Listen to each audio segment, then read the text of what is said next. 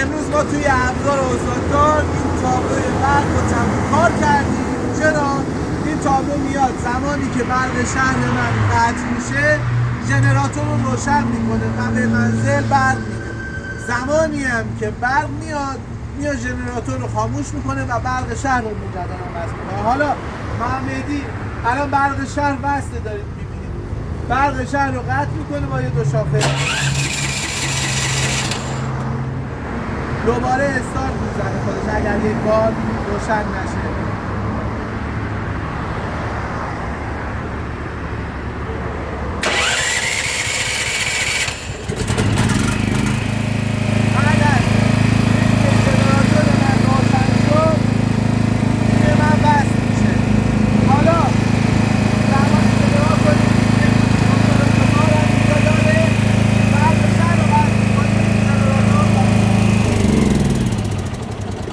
همه کارهای حرفه‌ای رو ما توی ابزار استاندار به سادگی انجام میدیم.